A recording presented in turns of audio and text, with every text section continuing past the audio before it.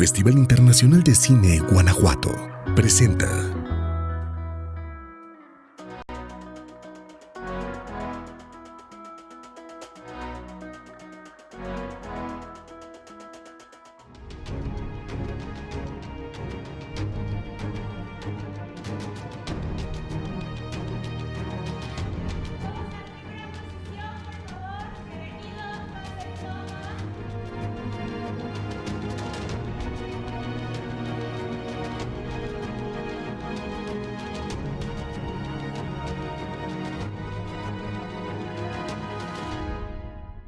Acción.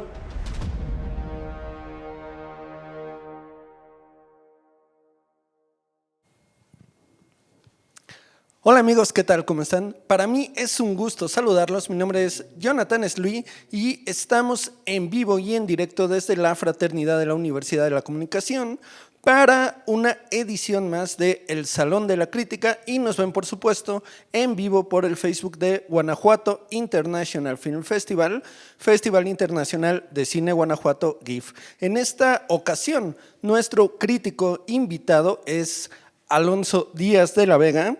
Y bueno, él es crítico de cine para el diario El Universal y para el programa de televisión Mi Cine, Tu Cine de Canal 11. En 2015 fue el primer crítico mexicano convocado por Berlinale Talents, la cumbre de jóvenes talentos del Festival Internacional de Cine de Berlín. En 2014 fue finalista del primer concurso de crítica cinematográfica de la Cineteca Nacional y también ha escrito sobre cine para medios como Milenio Semanal, La Tempestad, Cine Premier, GQ México, Revista Ambulante, Tierra Adentro, Frente, Butaca Ancha y Cuadribio. Alonso, muchas gracias por acompañarnos. No, al contrario, es un gusto estar por acá, John. Muchas gracias. Y bueno, ¿qué hacemos aquí? Bueno, primero, muchas gracias a quienes están conectados viéndonos en este momento, y lo que hacemos aquí es celebrar la 10ª edición del Salón de la Crítica. Este espacio virtual organizado por el Festival Internacional de Cine Guanajuato, cuyo objetivo es fomentar la cinefilia en general y ayudar al desarrollo de nuevos críticos de cine en México. Aquí no es necesario que estén estudiando cine, que estén estudiando periodismo, no importa qué edad tengan, no importa qué se dediquen. Si son cinéfilos de corazón, pueden mandar su crítica de una película que sacamos en una convocatoria mensual. Esta película es elegida por un crítico de cine y luego llegamos a esta transmisión desde la Universidad de la Comunicación, donde nuestro crítico llega y comenta 4 de las críticas que mandaron. Eso es lo que vamos a hacer a continuación. Y bueno, solo recordarles que estamos en Facebook como Guanajuato International Film Festival, @GIFMX, tanto en Twitter como en Instagram, y pueden hacernos comentarios, dudas, saludarnos con el hashtag El Salón de la Crítica. Y en algún momento les vamos a estar respondiendo también las dudas que tengan sobre crítica de cine y sobre la película a comentar hoy, que esta película es Im Lauf der Zeit, o más fácil, Kings of the Road, película de 1976 dirigida por Wim Wenders y que fue elegida por Alonso. Así que para comenzar, nos gustaría que me dijeras, por favor, por qué elegiste esta película y que nos dieras tu breve análisis de la misma. Bueno, Wim Wenders siempre ha sido uno de mis directores favoritos y sobre todo su periodo en blanco y negro en los años 70 me parece el más significativo de su carrera. Creo que Wenders logró una exploración a partir del espacio sobre lo que significaba ser alemán en los años 70 de una manera muy sutil, que de alguna manera continuaba con el trabajo que había comenzado Michelangelo Antonioni. Creo que es además alguien que está muy incrustado en la tradición del romanticismo alemán, y lo ves sobre todo en la forma en que filma los paisajes y cómo relaciona la idea de ser alemán con eso. Y cómo, en particular en esta película, Im Lauf der Zeit, o en el curso del tiempo, o Kings of the Road, por su nombre en inglés, pasa precisamente esto. Los personajes están en una severa crisis de identidad individual, pero a partir de eso podemos ver cómo hay un estado de desorientación y de confusión que permea a toda la juventud alemana, sobre todo a quienes nacieron durante la Segunda Guerra Mundial, como el propio Wenders, y buena parte de los adherentes del nuevo cine alemán, que es la corriente en la que él se inscribe. Y esta película me parece también muy significativa porque además se relaciona mucho con la obra de Peter Handke, que Handke no tiene un rol significativo, digamos, en esta película, porque de hecho Wim Wenders la va escribiendo mientras se va realizando, pero en algún punto Handke, que acaba de ganar el Nobel este año, el año pasado más bien, en 2019, le hace algunos apuntes y antes había colaborado con él en Falso Movimiento y en Alice en las Ciudades, y me parece que Wenders y Handke tienen una compenetración muy fuerte en cuanto a que si tú lees, por ejemplo, las novelas de Handke, te encuentras con personajes que están en un espacio solitario, deambulando, no pareciera haber mucho sentido, y lo que me parece maravilloso es que es una escritura muy cinematográfica, es decir, está muy basada en imágenes, y lo que logra Wenders es precisamente darle esa cualidad cinematográfica, por ejemplo, a su primera película, que es un texto de Handke, o está basada en un texto de Handke, que es La ansiedad del portero ante la patada del penal. Y me parece que Wenders logra comunicar toda esa melancolía de una manera absolutamente brillante. Y por otro lado, en el curso del tiempo es una película que creo que define en buena medida muchos de los parámetros contemporáneos de lo que es una road movie o una película de la carretera, en donde vemos estos personajes embarcarse a partir del espacio en un viaje de autodescubrimiento. Pero si bien, por ejemplo, en películas un poco más convencionales como, no sé, Y tu mamá también, tenemos un cierto nivel de resolución, hay una conclusión más o menos clara en cuanto al viaje emocional que hacen los personajes. En la película de Wenders lo que encuentras es todo lo contrario, hay muchísimo misterio, muchísima ambigüedad, y eso es lo que me parece magnífico y eso es lo que de alguna manera revela cómo se hizo, ¿no? Que realmente es una película que se va construyendo conforme se va realizando, y me parece un acto profundamente subversivo, y yo creo que es uno de los grandes legados de Wim Wenders para la historia del cine. Eso, y me gustaría mencionar nada más una historia. Esa película no gana la Palma de Oro en 1976, que la pierde ante Taxi Driver, básicamente por una imagen en la que Rüdiger Vogler, que interpreta una especie de alter ego de Wim Wenders, pues defeca frente a la cámara de manera completamente improvisada, y Peter Shigoda, el editor de Wim Wenders, cuando ve eso le dice Wim no, y a Wenders le vale, mete a fuerza la escena. Cuando la muestran en Cannes, llega el director de Cannes y le dice a Wenders que va a ganar la Palma de Oro siempre y cuando le quite esa escena a la película. Y entonces Wenders ya estaba con la idea de quitársela porque pensaba que podría ser problemática, y cuando le dicen eso dice no, y entonces la deja y pierde la Palma de Oro de Taxi Driver, porque en realidad la favorita era En el curso del tiempo. Entonces creo que esta anécdota revela la indiferencia de Wenders ante los premios y su autonomía como artista, ¿no? Su independencia, eso me parece genial. Pues ahí tienen la opinión de nuestro crítico sobre esta película de Kings of the Road. Bastante interesante también esta anécdota de lo de Cannes, al menos yo no la conocía. Y eso es también lo interesante, y es también otra de las razones para las que hacemos estas reuniones, estas transmisiones de El Salón de la Crítica, para que podamos platicar de manera amena sobre las películas, y también para, bueno, sacar a ese crítico de cine que todos llevamos dentro. Pues recordarles que estamos en vivo desde la Fraternidad de la Universidad de la Comunicación. Nos ven por el Facebook de Guanajuato International Film Festival y con el hashtag El Salón de la Crítica nos pueden hacer las preguntas que quieran, nos pueden dar sus dudas y aquí Alonso y yo las estaremos contestando, dudas sobre esta película de Wim Wenders, sobre crítica de cine, pero antes de eso, pues a lo que venimos.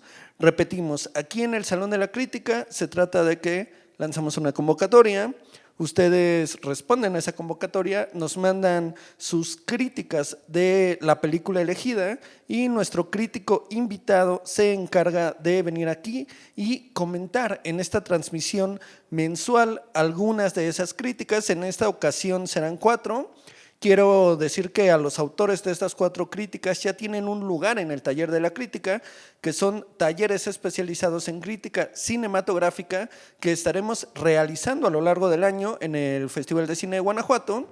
Y bueno, serán dados también por algunos críticos, daremos detalles próximamente de estos talleres, pero lo importante es que estos 4 autores de estas 4 críticas que vamos a comentar a continuación ya tienen un lugar ahí y 2 de ellas serán publicadas en el sitio del GIF, GIF MX. Y pues ahora sí, vámonos a comentar las 4 críticas de The Kings of the Road de Wim Wenders. ¿Cómo los viste, Alonso, a estos muchachos? Bien, digo, hay carencias en todos los textos, que me parece muy interesante que todas son distintas. Creo que si juntas los 4 textos puedes tener el texto.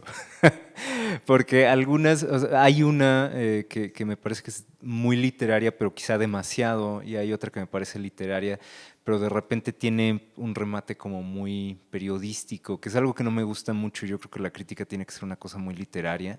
Y me gusta que todos se van desde perspectivas un tanto distintas y demuestran la variedad de interpretación que puede haber en una película. Porque al final no nos puede llamar la atención lo mismo a todos, ¿no? Y creo que eso es lo que revelan de algún modo y eso me parece muy interesante. Entonces me gustaría empezar con una crítica que se llama Kings of the Road, los estragos de una identidad generacional perdida, de Estefanía Ocampo Pérez, que me gusta porque aborda la película desde una perspectiva desde la perspectiva de lo político, que es algo que la verdad es que es difícil de notar si no tienes el contexto histórico de Wim Wenders en 1975-6 que estaba filmada la película. Porque la película no es muy explícita en cuanto al pasado, es decir, no habla ni siquiera del presente. De hecho, incluso hay cosas que tienes que ser alemán para captar de manera más profunda, más cabal. Por ejemplo, en algún momento se están moviendo a lo largo de la frontera con Alemania Oriental y son detallitos que casi no se notan, pero Estefanía los vio y eso me parece muy interesante. Me gusta mucho cómo esto en particular dice, ambos personajes en algún punto muestran el enojo que sienten hacia sus progenitores, hacia esa generación a la que culpan de la crisis existencial en la que se encuentran en 1977, impregnado ya por la cultura norteamericana. Y sí, uno de los grandes temas de la película también es la penetración de la cultura estadounidense en Alemania y de alguna manera la destrucción de la psique nacional, de la identidad nacional a partir de una suerte de neocolonialismo. De hecho, hay un punto en el que se quedan los 2 protagonistas adentro de una casa, y me acuerdo muy bien, es una cita muy famosa. El personaje Hans Zischler dice algo así como: los gringos han colonizado nuestro inconsciente. Y me parece maravilloso que lo note Estefanía, porque es un detalle muy importante, ¿no? Digo, al final de todos modos son críticas breves, entonces no pueden abarcar todo lo que es la película, pero me parece muy interesante que todas abarcan estos aspectos distintos, y en el caso de Estefanía es esto lo político, ¿no? Y que creo que es algo muy, muy significativo dentro de la lectura de la película, perdón. Nada más hay una cosa, y es este remate que que no me encanta del todo. Dice, Kings of the Road, una aparente road movie con una trama no lineal, es mucho más política de lo que parece, pues en sus personajes se reflejan las inquietudes de toda una generación de alemanes que viven en una sociedad aparentemente más libre, pero que continúan siendo afectados por los dogmas violentos del siglo XX. Esto es algo que ya has venido abarcando a lo largo del texto. No es necesario que tu remate sea un resumen de todo lo que has dicho, sino simplemente que sea un cierre contundente. Esto de alguna manera repite lo que ya has estado manejando, incluso esta palabra de libres, ya la usaste antes me parece. Entonces, nada más eso, no, tratar de no ser reiterativo, sino de utilizar hay que utilizar siempre el poco espacio que tengamos a veces, porque de repente escribir crítica es limitarse a ciertos parámetros de los medios. Entonces, si el caso es que tienes que hacer algo muy breve, creo que está muy bien enfocarse en un tema específico, como lo hiciste, y abordarlo, pero aprovechar ese espacio no para, ¿cómo decirlo?, reiterar cosas, sino hacerlo todo lo más vasto posible, ¿no?, en términos de análisis. Entonces, sí, no es necesario un cierre, digamos, tan pues, que sea una especie de sinopsis del texto, de cierto modo, ¿no? Pero fuera de eso me parece un buen texto. Luego tenemos, no sé si haya una pausa. Seguimos, súper. Sigue. Sí, porque se emociona uno aquí. Y a ver, vamos con autocontemplación tras el desgarre fundamental, Im Lauf der Zeit, por Samuel Cortés Hamdan. Este texto me gusta porque es particularmente literario, de una manera ya más orientada hacia lo poético. Y creo que eso es algo muy bueno dentro de la crítica cinematográfica, ya lo decía antes, que se considere más literatura que otra cosa. O sea, la crítica tiene que ser vista, yo creo, como un acto de creación. Y al menos así trato yo de verla. A veces me quedo trabado en una oración 20 minutos, pero me gusta eso porque me gusta que sea un ejercicio de creación literaria. Jorge Ayala Blanco suele decir, que Baudelaire solía decir, aunque nunca he encontrado la cita, pero si el maestro lo dice debe ser real, que la crítica es el acto de enfrentar una obra de arte con otra. Entonces, me parece muy interesante eso, el partir de la idea de que uno también está construyendo un aparato estético con palabras, de que la idea de traducir un poco el idioma de las imágenes a las palabras es un acto de creación. Entonces eso me parece muy, muy bien de esta crítica. Nada más que sí, va a haber peros en todas. De repente siento que hay un interés más profundo en el lenguaje mismo que en las ideas que se quieren comunicar con ese lenguaje. Entonces, de repente, sobre todo, por ejemplo, este párrafo, los niños, conciencias superiores de su cinematografía, lo mismo que los ancianos, heroicos arbolitos en contrasentido, compositores de las frases más interrogantes, más abiertas, inteligencia conectada con lo cósmico, sin la pretensión de conectarse a lo cósmico, transcurrir vital de la duda y el placer. Muy bello. Pero si yo no hubiera visto la película, no sé qué tendría que ver con ella. A veces siento que si no la hubiera visto, no entendería qué es la película o qué piensa el autor, qué piensa Samuel, qué es la película a partir del texto. Entonces, y es un vicio que honestamente yo cometí. Creo que todos hemos tenido esa fase en la que queremos ser Octavio Paz y uno experimenta mucho con el lenguaje y siente que está escribiendo más poesía que otra cosa. Creo que es importante tener en cuenta que la crítica se está escribiendo para otros. Por un lado, por supuesto que sostengo esta parte de que debe ser vista como un aparato estético, pero también es un aparato estético que tiene una función más allá del placer, ¿sí? Y que es el ayudar en la comprensión de una obra cinematográfica o, bueno, la crítica puede ser de muchos tipos, ¿no? Literaria, artística, etcétera. Entonces, nada más sería una cuestión ya de concentrar ese uso del lenguaje en comunicar una idea con más claridad. José Ortega y Gasset decía, la claridad es la cortesía del filósofo.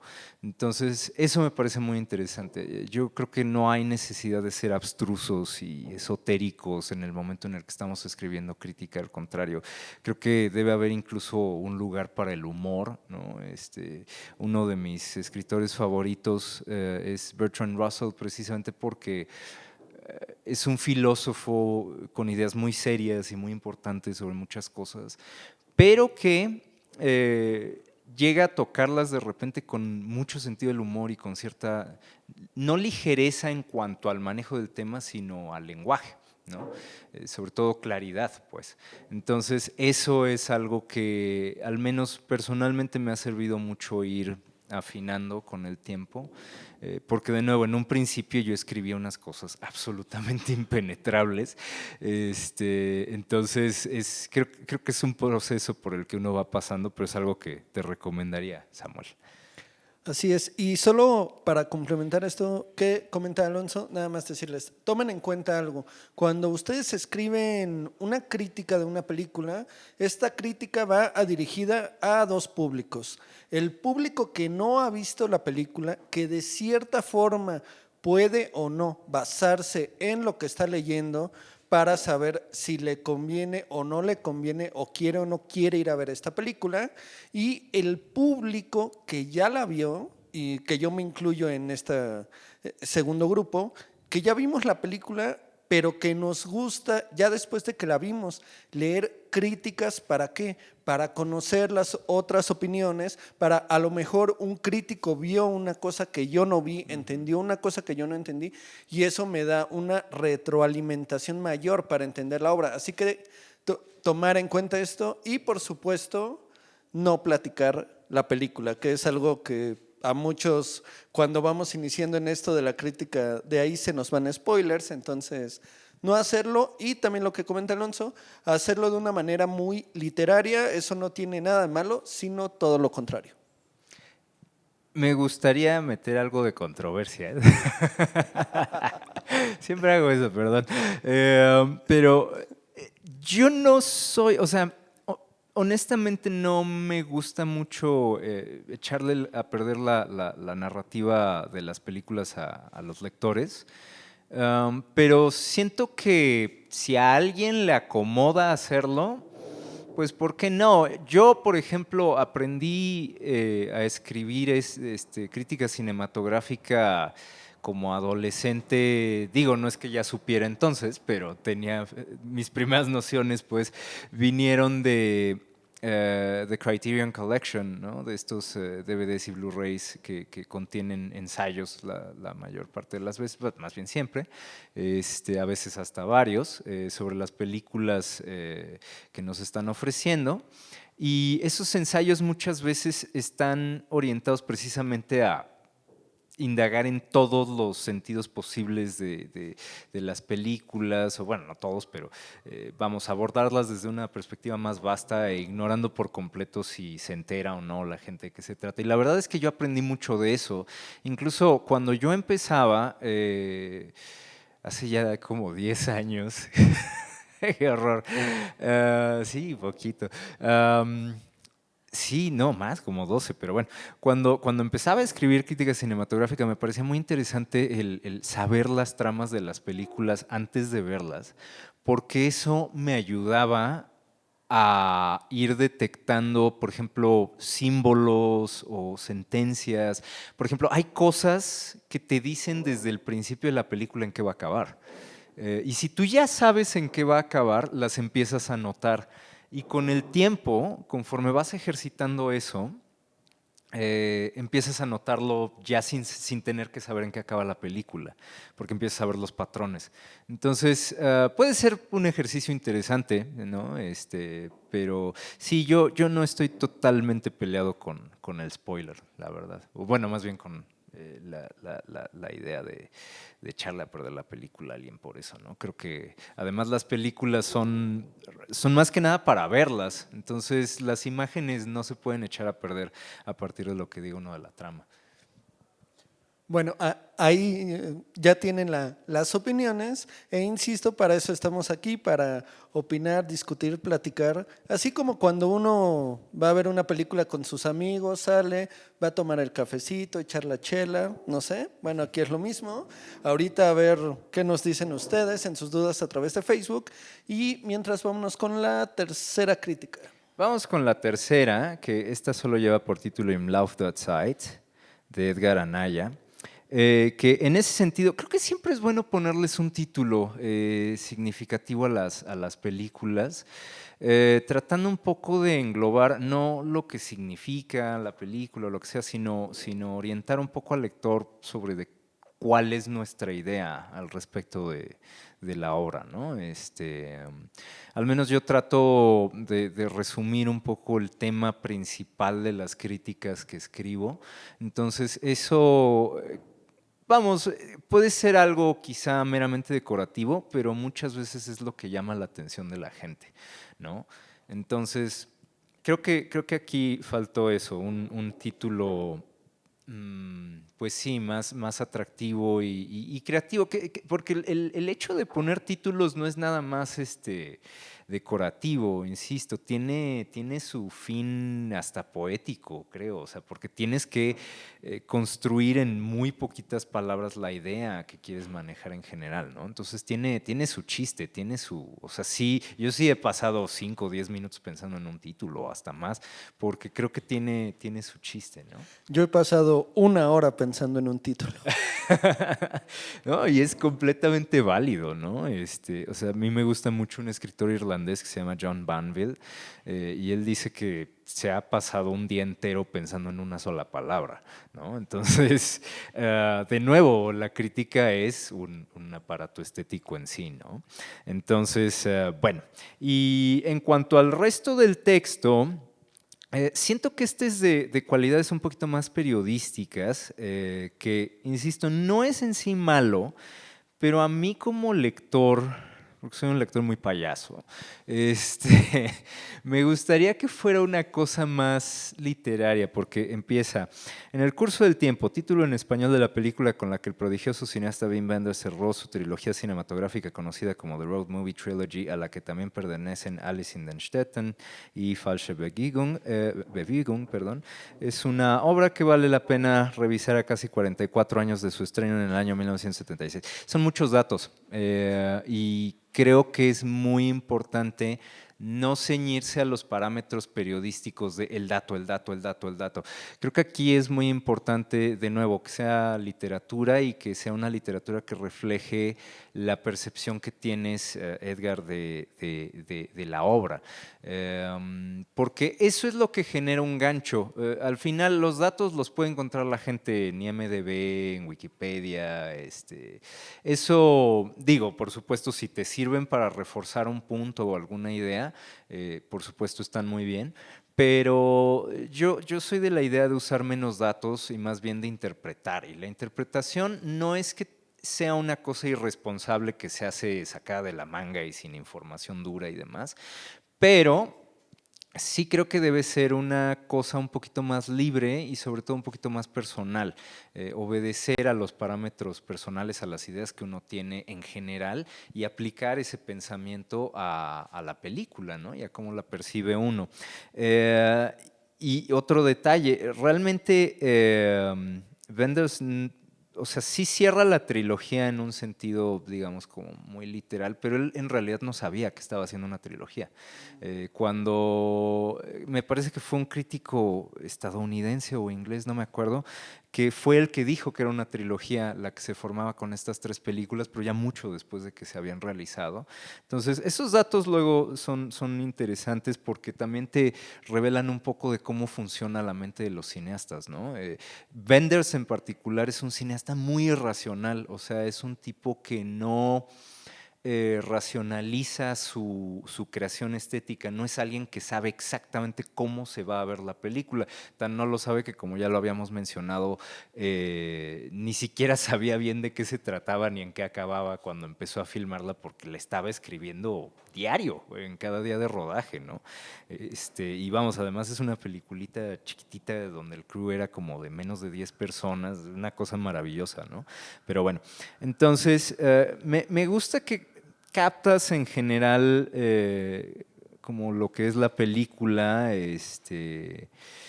y o sea, creo que es el tipo de crítica que lo que busca es como una idea general, ¿no? Un poco describírsela al lector para que tenga una impresión de qué es lo que va a ver. Nada más que sí, de nuevo, insistiría en el tema del lenguaje y sobre todo, aunque estemos haciendo un intento por resumir la obra, creo que también es importante meter esa parte de interpretación, ¿no? Me acuerdo mucho, y no está de moda citar a Harold Bloom, pero, y la verdad es que es un crítico literario con el que ya me peleo muchísimo, pero cuando lo conocí, sí, yo me peleo con todo el mundo, pero cuando lo conocí, es decir, cuando lo empecé a leer, me llamó la atención mucho algo que decía en un libro que se llamaba Cómo leer y por qué, en el que dice que uno no puede evitar llevarse a uno mismo a la obra, es decir, uno no puede evitar leer la obra literaria, en su caso, desde lo que es uno. Y en efecto no se puede, y con el cine y con las artes plásticas y lo que sea es exactamente lo mismo. Entonces, precisamente resalta esa subjetividad, resalta esas ideas que tú tienes, resalta incluso tus ideas políticas o sociales o lo que sea. Me parece muy interesante una crítica que se pelee con la película, ¿no? No nada más que ceda a la idea que tiene el autor de ella, ¿no? Porque es importante que uno comprenda cuál es la intención del autor, pero también pelearse con eso si es necesario, ¿no? Entonces, creo que a este texto le falta un poquito eso, o sea, esa cualidad interpretativa, ese choque hasta cierto punto, que creo que es lo que hace también a la crítica relevante, porque al final pues es un mercado de ideas, ¿no? Entonces, eso me parece, pero es un buen texto, ¿no? Que captura en general lo que hace Wim Wenders con Los Reyes del Camino en el curso del tiempo. Y bueno, vamos a la última. Vamos a la última, que se llama Exiliados en el Silencio, que me parece un título muy, muy bonito, de Iván de Jesús Longoria González. Y bueno, empezando por el título, me gusta mucho eso porque además es una idea que captas muy bien dentro del texto, y que creo que además es precisamente lo que intenta hacer Wim Wenders. Este texto creo que es el que balancea en buena medida todas estas cualidades de las que hemos estado hablando. O sea, creo que es un texto muy inteligente, es un texto con una cualidad literaria pues muy bien empleada. Me gusta que se ve que ha visto la obra de Wenders, sobre todo por esto. Por ejemplo, dice: de forma similar hay una escena de Robert con su padre, y en otra película de Wenders, París, Texas, sucede también al final. Creo que es muy interesante cuando la crítica logra ubicar una película no solo dentro del contexto social, y bueno, por supuesto también, pero en el contexto de la obra de los autores, ¿no? Creo que es muy enriquecedor para el público y para el propio crítico o crítica, porque al final lo que estás haciendo allí es mostrando un trabajo de investigación que te permite detectar los patrones de una obra, de una filmografía, Y a partir de eso, incluso ver qué tanto es capaz un cineasta de superarse a sí mismo, a sí misma, o se cae o de alguna manera regresa a su obra, ¿no? Que es algo que me pasó a mí, que la verdad es que soy un fan enorme de Martin Scorsese, con El Irlandés. Es una película que después de haber visto creo que toda la filmografía de Scorsese, te das cuenta de cómo está aludiendo constantemente al resto de la filmografía de él, ¿no? Entonces, y de cómo eso subraya la idea de despedida en la que se basa la película, porque la película es dura, sobre todo para los fans, porque sabes que es una especie de despedida, ¿no? Y hace poco el propio Scorsese decía que no sabía si iba a hacer otra película ya, aunque ya tiene otros proyectos, pero creo que es una película que puede uno ligar con esa declaración porque al estar citando constantemente el pasado del propio Scorsese, es decir, el resto de su filmografía, lo que suma es esa sensación de adiós, ¿no? De despedida. Entonces, me gusta mucho que este texto haga eso, me gusta mucho que tiene esa cualidad literaria, pero al mismo tiempo la claridad, que me parece muy, muy importante. Entonces, muy buen texto. Muy bien, pues ahí están ya las 4 críticas comentadas por Alonso Díaz de la Vega. Muy interesantes todos los comentarios. Espero hayan tomado nota, muchachos. No se sientan regañados. Aquí no venimos a regañar a nadie. Nada más venimos a decirles cómo podrían mejorar. Esto no es la escuela, no se preocupen, tranquilos. Tomen nota, realmente, digo, yo hubiera querido un espacio así cuando yo iba en la universidad, créanmelo, hacen mucha falta. Y lo que queremos aquí es justo eso, platicarles, que nos platiquen.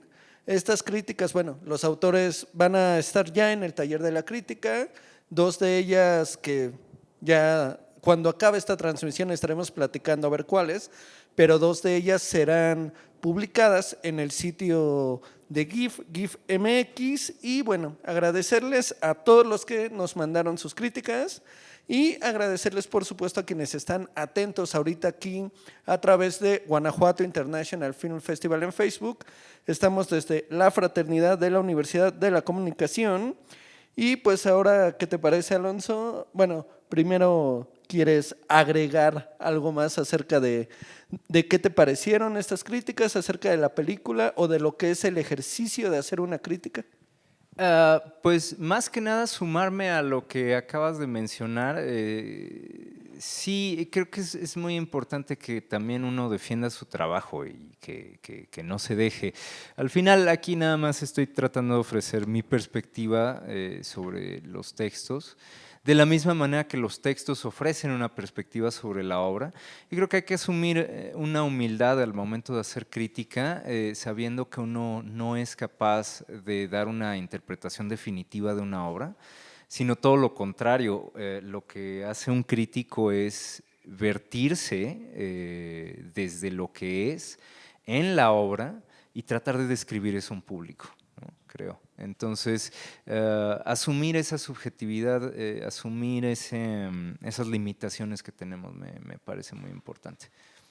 Muy bien, y pues ahora, si te parece bien, vamos a las dudas que tenemos en Facebook. Mucha gente conectada, gracias, mira, ¿tienes fans?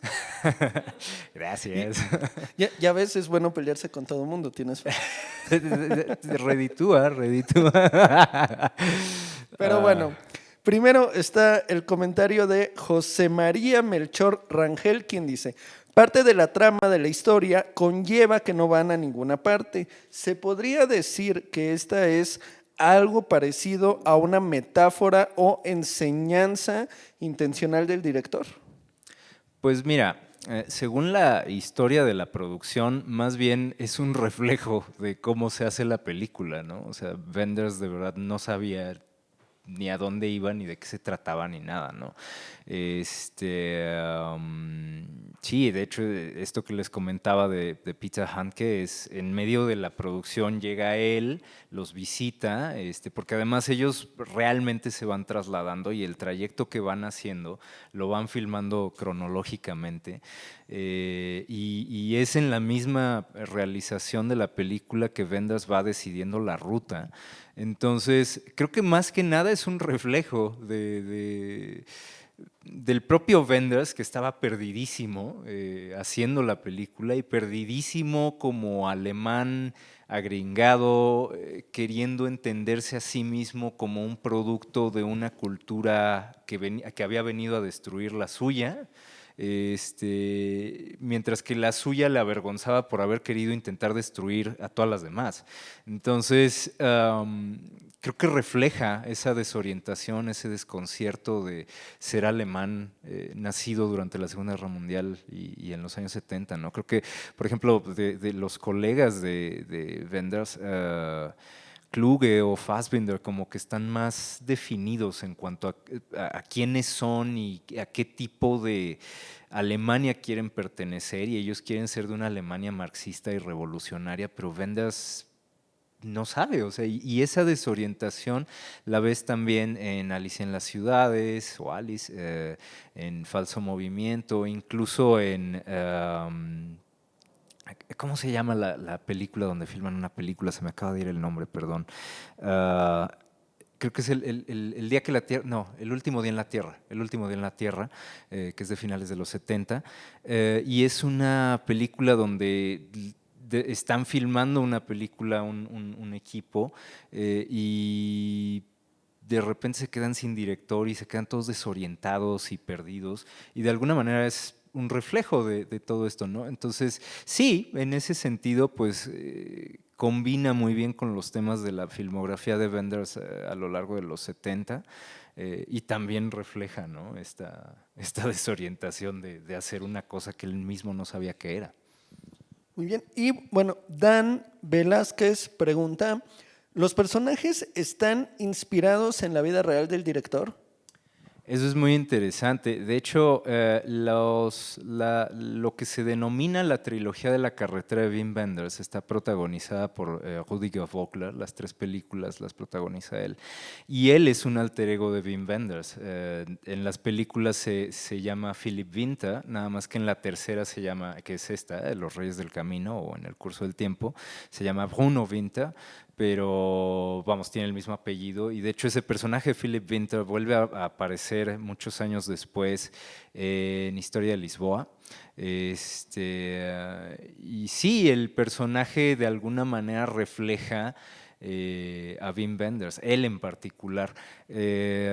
Incluso su forma de vestir, eso es interesante. Wenders se aseguraba de que Rüdiger Vogler en las películas se vistiera como él. Entonces sí, el protagonista en esas 3 y en otras películas posteriores es totalmente basado en el propio Wenders. Es un alter ego, ¿no? Es una visión de su propia desorientación. Muy bien, bueno, ya comentabas algo que has estado comentando mucho, que es un dato bastante interesante, que Wim Wenders fue escribiendo el guión de la película básicamente durante el rodaje, o sea, en el día a día él iba escribiendo. Me recuerdo esto porque va con esta pregunta que nos manda Esperanza Documental, quien dice, ¿el guión fue totalmente construido o nació de forma creativa? Bueno, es esto, ¿no? Bueno, de cualquier manera sería creativo, pero más bien supongo que a lo que te refieres es de forma espontánea. Sí y no, porque obviamente Wenders no dormía durante el rodaje. Me parece que estuvo en la carretera 2 o 3 semanas, ¿no? Fue un rodaje muy breve. 11 semanas, perdón. Gracias. No, entonces eran más. Pero es un rodaje muy, muy breve en realidad. Y durante ese tiempo, Wenders muchas veces no duermen las noches tratando de escribir el guión, y los actores están enloquecidos porque no saben qué van a hacer al día siguiente. Entonces es una película donde hay un riesgo colectivo interesantísimo porque para todos un misterio qué es lo que va a pasar, ¿no? Incluido para el propio Wenders. Entonces, y lo interesante también es cómo hay mucha colaboración, o al menos Wenders siempre ha hablado mucho de eso, ¿no? De cómo es un trabajo que si bien él dirige y él idea y demás, y pues de alguna manera lo refleja personalmente, no sería el mismo sin la edición de Peter Shigoda, sin la fotografía de Robbie Mueller, que es uno de los grandes de todos los tiempos. Entonces, sí, pues el guión se va construyendo durante el rodaje, ¿no? Tenía como una idea muy vaga, pero no sabía ni cómo terminaba. Muy bien, y algo de lo que también ya habías hablado era de los personajes, de cuál era la inspiración para estos. Y aquí Caro Tull nos pregunta, ¿en qué se basó para crear estos personajes? Ah, de eso no recuerdo tanto. O sea, el personaje de Bruno Vinta es totalmente una versión de sí mismo, pero de hecho, hace rato mencionaba esta frase del personaje de Hans Zisla que dice: los gringos han colonizado nuestro inconsciente. De hecho, eso lo dice el propio Zisla. Estaban borrachos porque Wenders en esa escena se emborrachan y entonces Wenders los emborrachó de veras. Y fue un desastre la escena. De hecho, no queda nada porque se empezaron a pelear y fue un desastre ese día de rodaje. Pero al día siguiente lo vuelven a filmar y entonces Hans Zisler es cuando están filmando y se le ocurre de repente esa frase, ¿no? Entonces, en buena medida, los personajes pues sí son, o más bien en cierta medida, los personajes son de Wenders, pero también de ellos dos. O sea, ellos dos, tanto Vogler como Zisler, hacen mucho por construir sus propios personajes y contribuir a la visión de Wenders, ¿no? De nuevo, es una película muy comunitaria, muy basada en la colaboración. Ahora Mari Aguilera pregunta, ¿la película ha inspirado a otras películas actuales? Pues me acuerdo del ensayo que acompaña la edición de Criterion, que lo escribe Nick Roddick, que acaba de fallecer el año pasado, un gran crítico cinematográfico inglés. Y él decía que el cine de Wenders en los años 70 en buena medida definió la identidad visual del cine europeo de los años 70 en adelante, bueno, de finales de los años 70 en adelante. Y yo creo que sí, Wenders tiene un efecto muy fuerte y todavía en los 80, ¿no? Con Los cielos sobre Berlín, París, Texas, que son películas que creo que tienen una identidad visual muy singular, porque si bien, por ejemplo, París, Texas, que está situada en el desierto, uno puede pensar que su inspiración son los westerns, cuando uno ve la fotografía de Robbie Mueller en las películas anteriores de Wenders, se da cuenta y sobre todo cuando oye a Wenders explicar sus fuentes, que son básicamente el paisajismo alemán del siglo XVIII, se da uno cuenta de que en realidad es un alemán observando Estados Unidos desde su estética cultural, ¿no? Entonces, sí, creo que sí tiene un efecto muy importante. Vamos, el cine de Jim Jarmusch, sus primeras películas, después de la primera que es desastrosa, Vacación Permanente, pero todas estas películas de Bajo el peso de la ley, se me van los nombres, disculpen. Pero, por ejemplo, Bajo el peso de la ley, que la fotografía de Robbie Mueller, si no me equivoco, son películas que vienen directamente inspiradas por la obra de Wenders, ¿no? Porque además ellos dos son muy similares, Wenders y Jarmusch, nada más que Jarmusch es un poco más humorístico, pero Wenders tiene su cine tiene un peso muy fuerte sobre el de Jarmusch, entonces en buena medida pues define esa estética en blanco y negro, de los personajes como perdidos dentro de las imágenes del espacio, sobre todo cuando están en exteriores. Y eso es algo que cuando Jarmusch deja de colaborar con Robbie Mueller se pierde. Empiezan más los close-ups, planos medios, interiores, etcétera. Pero cuando trabajaba en sus primeras películas con Mueller, emulaban mucho el estilo de Wim Wenders, sobre todo el de los 70, el de En el curso del tiempo y Falso Movimiento. Bueno, Falso Movimiento es a color, pero Alicia en las ciudades, sí. Muy bien. Bueno, gracias por sus preguntas. Vamos con dos más. Estas no son de la película, pero sí son de crítica de cine, que es el motivo principal por el que estamos aquí.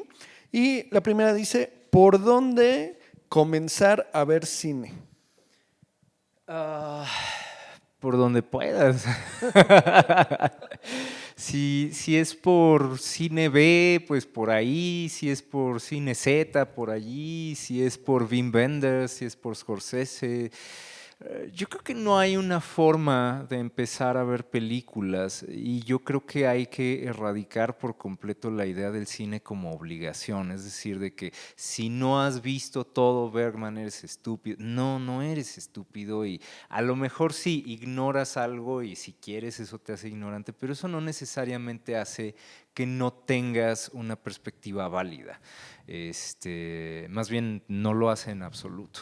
Entonces, por supuesto que es interesante y es importante, sobre todo si se quiere hacer esto profesionalmente, porque ahí ya implica una responsabilidad ética, pero si no se quiere hacer profesionalmente, si uno simplemente quiere ser cinéfilo, pues viendo películas, ¿no? Disfrutándolas, a donde te lleven las películas que disfrutes, ¿no?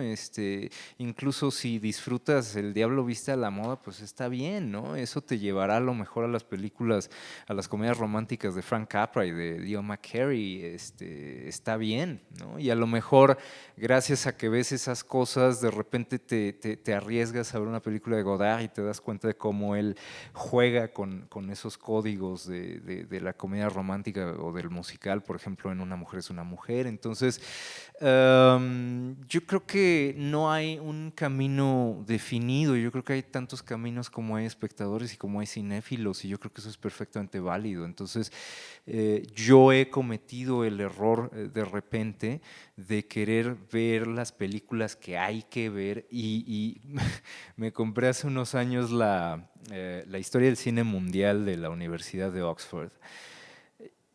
Qué cosa, o sea, tuve la idea demencial de ver todas y cada una de las películas que mencionaba y obviamente, o sea, me eché todo el periodo de cine mudo que mencioné. Hay unas películas espantosas, o sea, es muy interesante ver, por ejemplo, la filmografía de Asta Nielsen, que es la primera estrella de cine en la historia del medio.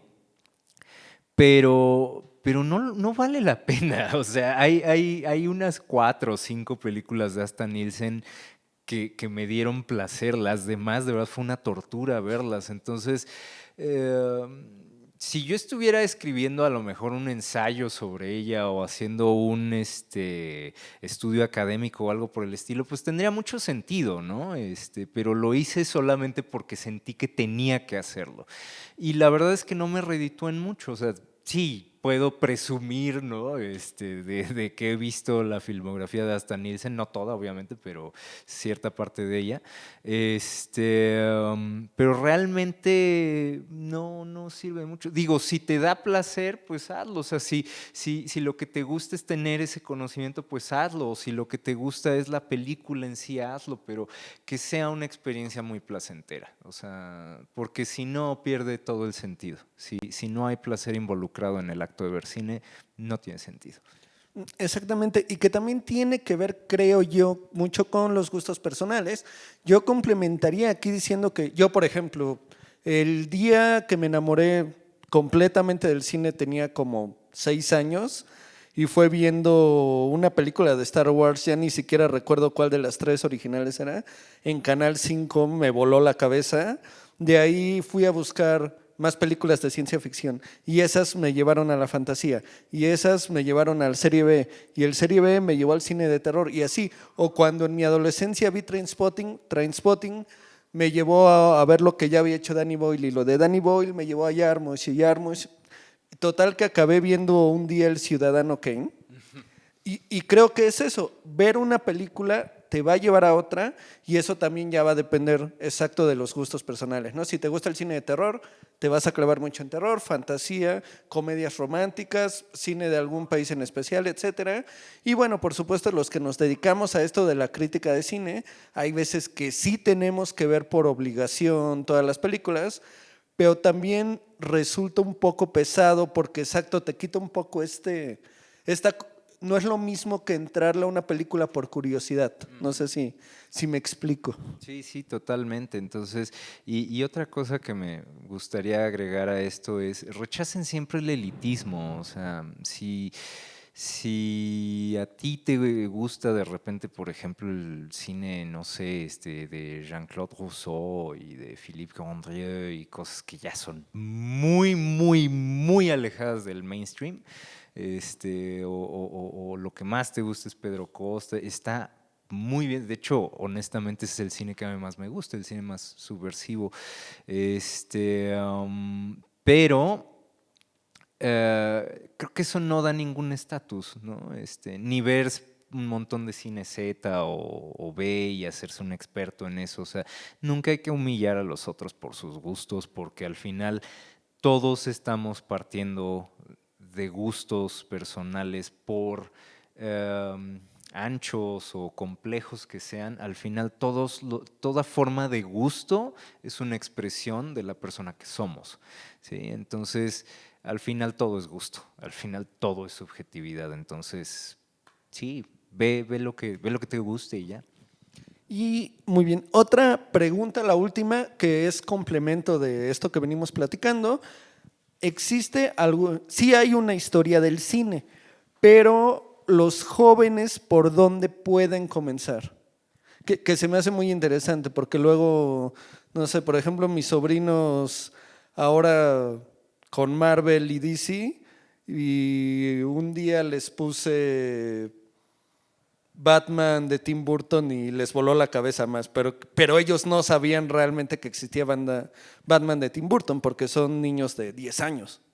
Entonces por ahí, ¿por dónde le pueden entrar las nuevas generaciones? Pues mira, para empezar creo que hay que asumir que entrarle a la historia del cine es una decisión muy personal. Creo que es algo que no deberíamos imponer, pero si alguien quiere empezar a ver películas, yo creo que los libros, por ejemplo, de los clásicos de Georges Sadoul o de Mark Cousins, que la verdad me parece un excelente recurso para principiantes. La serie que hizo Mark Cousins, las películas sobre cine de Martin Scorsese. A mí, Mi viaje a Italia, que es una película que hizo a principios de los 2000, si no me equivoco, eh, me cambió la vida, porque es Martin Scorsese hablando con un inmenso amor sobre las películas con las que creció, de Antonioni, de Visconti, de Rossellini, durante 4 horas, y a mí se me fueron como agua. Y hay veces que hasta te conmueve la forma que tiene Scorsese de hablar de eso. Entonces, creo que esos pueden ser buenos recursos, ¿no? Los libros de historia del cine y llevar una lista. Yo he descubierto que la watchlist de imdb.com, esta lista de qué películas te gustaría ver, es bien útil, o sea, porque tienes ahí tu lista de qué películas te interesan y a lo mejor un día te gusta una, otro día te llama la atención más otra, y entre más películas tengas mejor porque tienes una gama enorme de dónde escoger, y te puedes guiar si quieres por calificación o lo que sea, y sobre todo creo que lo más importante es que te guíe la curiosidad, ¿no? Si no hay curiosidad, pues mejor no te acerques, no pasa nada, ¿no?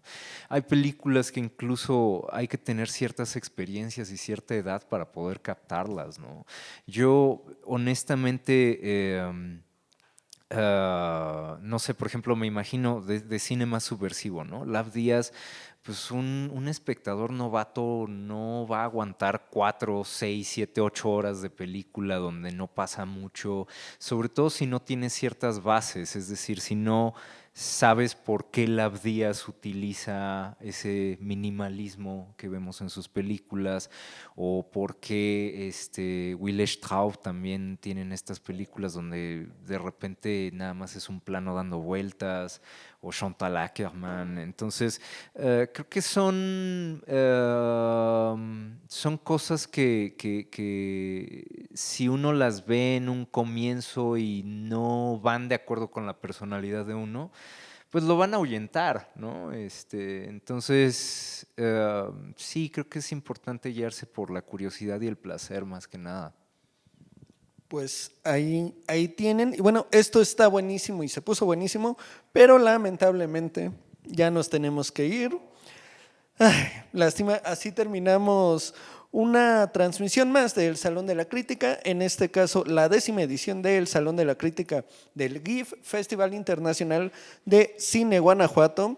Quiero darle las gracias a la Universidad de la Comunicación por permitirnos estar aquí en la fraternidad de la Universidad de la Comunicación, a todo el equipo que nos ayudó de la Universidad de la Comunicación, Ariadne Salomón, David Terrazas, Alfonso Soto, Rafael Anaya y Dara Chávez.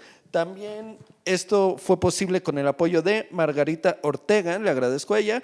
Le agradezco, por supuesto, a todo el equipo de GIF, a Sara Hawk, a todos los que estuvieron conectados, a quienes mandaron sus preguntas, a quienes mandaron sus críticas. Felicidades a los 4 autores que ya están en el taller de la crítica y, por supuesto, gracias a Alonso Díaz de la Vega por acompañarnos el día de hoy. Al contrario, fue un placer, siempre es un gusto hablar de cine, sobre todo con el público, ¿no? De repente la crítica siento que se aleja mucho y nada más hablamos entre nosotros, es una cosa horrible y aburridísima. Qué padre que haya estas cosas que podamos de alguna manera platicar con el público, ¿no? Así es, y para eso hicimos este espacio. Es un espacio completamente interactivo. Si ustedes no están aquí, no importa, están desde sus casas, pueden ver todo. El video queda en el Facebook de Guanajuato International Film Festival para que lo vean cuando quieran. Y también es muy agradable saber que nos llegan críticas de Guanajuato, de Monterrey, de Guadalajara, de toda la República Mexicana. Así que aquí estamos para ustedes. Y bueno, nos despedimos desde la fraternidad de la Universidad de la Comunicación. Estén al pendiente de todo lo que tiene el GIF para ustedes. Estamos en Twitter e Instagram como @GIFMX. Nos vemos en el próximo Salón de la Crítica. Nuevamente, gracias Alonso y gracias a ustedes. Festival Internacional de Cine Guanajuato presenta